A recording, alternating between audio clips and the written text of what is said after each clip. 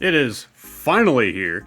We have the Pokemon Scarlet and Violet 151 Elite Trainer Box. I was not able to get the Pokemon Center version, but I did get this one on sale on pre-order from GameStop, and a funny thing happened. Well, it wasn't that funny that they delivered it super late, but they just used GameStop bags.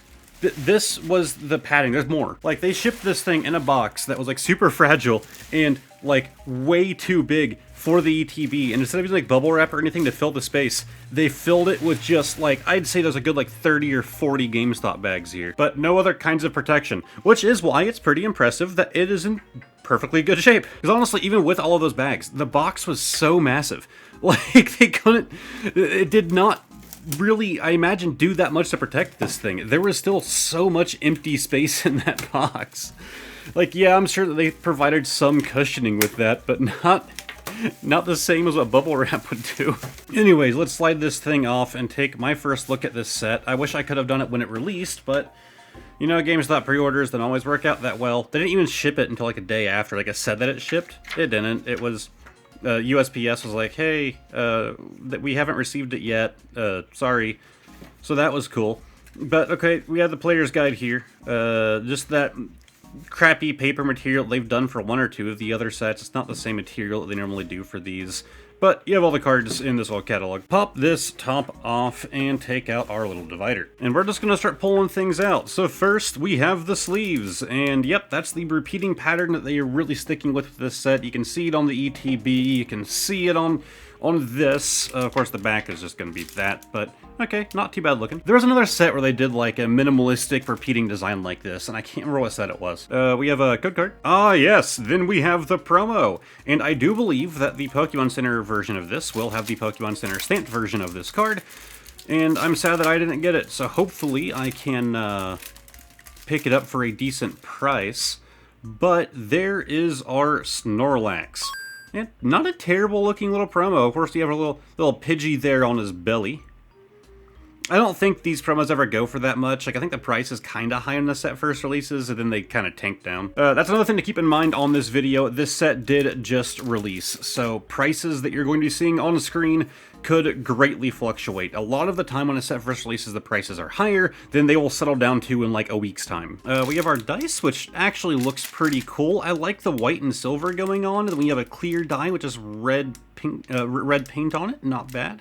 We have the condition markers, and finally we are just down to the packs. Now, with this being a subset, all of the pack arts are going to be the same, so they all just feature Mew. But we have 1, 2, 3, 4, 5, 6, 7, 8, 9 packs in here. We're going to just open them in the reverse order of what they were like in the box. Of course, as always with this channel, when a new set releases, I get as little spoilers as possible. I don't think I've seen more than a couple cards from this set. And off the bat, that Magmar looks nice.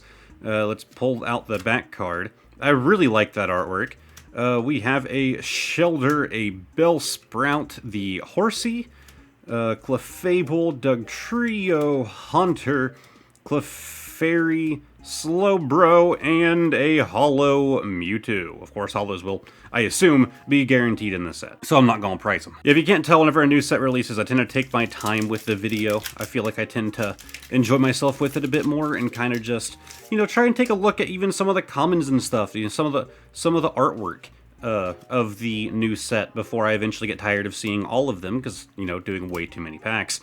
We have the Sandshrew, the Seal sleeping on the ice. We have Nidorina, the Raticate, Erica's Invitation, Nidoran Reverse, a Starmie Reverse, and a Raichu Hollow. We gotta get some pulls out of this, right? So yeah, if I'm correct, although I haven't really been paying attention, this should only be Pokemon from Gen 1. I don't think there are anything or even really references to newer generations, are there? Oh, we have the Antique Old Amber. It's interesting. We have, oh, I forgot to pull the code card. There you go.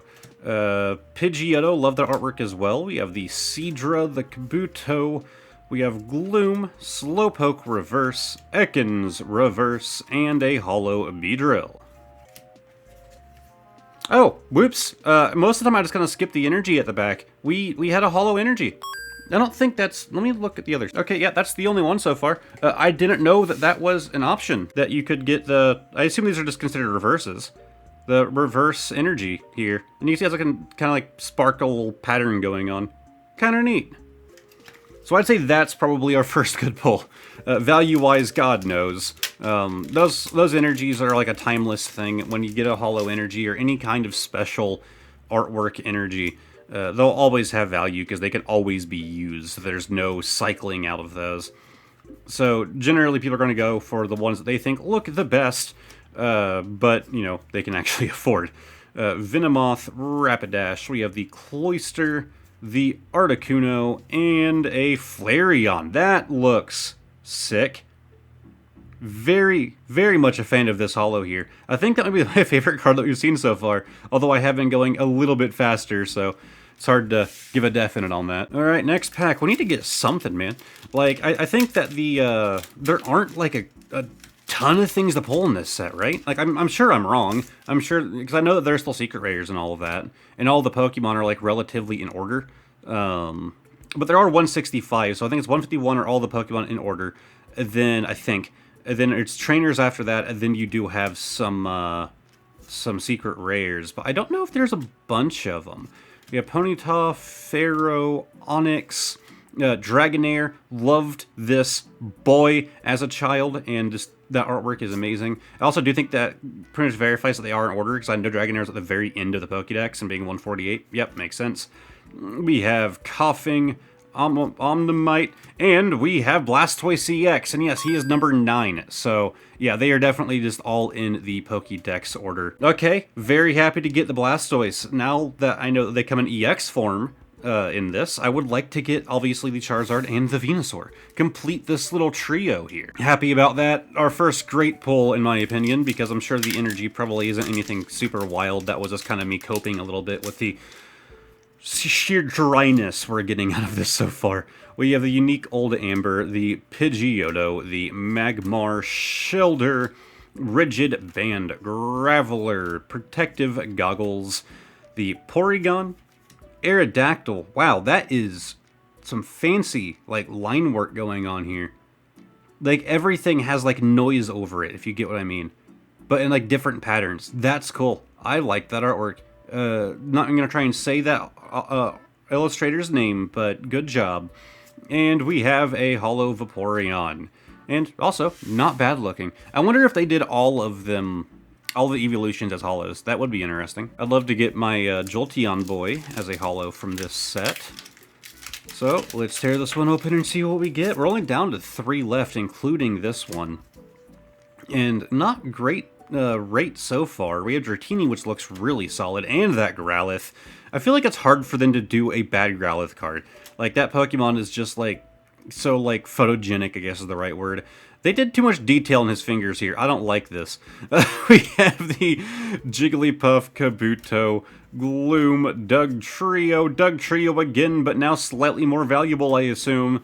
Then we have the Leftovers, one of my favorite hold items, and the Marowak. Chilling out in snow? Is that snow? It's hard to tell with the holo effect and, like, the red sky. I assume that's snow.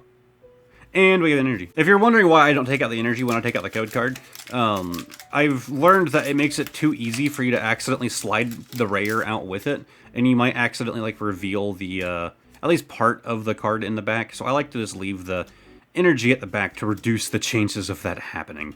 We have the Farfetch'd, the energy sticker, kind of weird, okay.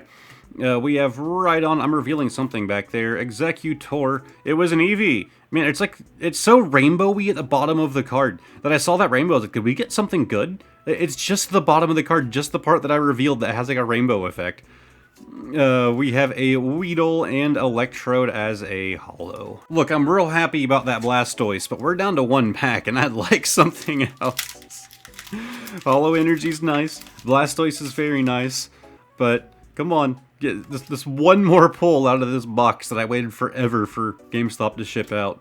We have a Diglett, Bulbasaur, Drowsy, Onyx, Dragonair, skipping stuff, Seadra, Nidorino, not too bad looking. I like how the really darkness going on there. We have the Poliwrath hanging out in a city, and we have Holo Chansey. Woo. Okay, cool. You know what? I'll take it. I'll take it. Two holo energies, 2 different holo energies in one video. I'll take it. I really am liking the look of this set and the artwork in this set. but that was kind of disappointing. Of course, we got our promo here as well. Yeah, pull rate was not fantastic, but maybe I just had terrible luck, which is generally the safe assumption when it comes to this channel. But now it's time for the bonus card of the day. I'll have the little thing down below if you don't know what that is. But this card right here, oh, is that, yes, that is one of my sealable sleeves. So this is going to be more than likely a card that was pulled off camera. And we have, yes, the Vroom. I actually don't remember this one being pulled. I remember, I know that it was in here. I remember that much. I think this might have been a pack that my girlfriend bought, but it might not have been. For the most part, if we're opening things off camera, it's packs that she buys. So it's always safe to assume that that's the case. But we have the illustration rare Vroom here. It's a very fantastic looking card. It really makes me think like early Final Fantasy games, like their weird, like, technology mixed with magic, like that art style, the architecture, and the form of engineering. I always love that kind of like high fantasy magic mechanical. That is very much what, like, you know, with the hollow effect hitting this, and like the color choices here, like the exposed wiring and stuff, it really gives me that feeling, and I'm a fan, even though this card probably is not worth that much. But if you guys enjoyed this video, give it a like, subscribe to the channel down below. On screen I have a playlist of all of my videos, well, not all of them, all of the Pokemon full-length videos, along with another random video that I think you might like. I really do hope that you guys have enjoyed this video, and hopefully I will see all of you guys next time.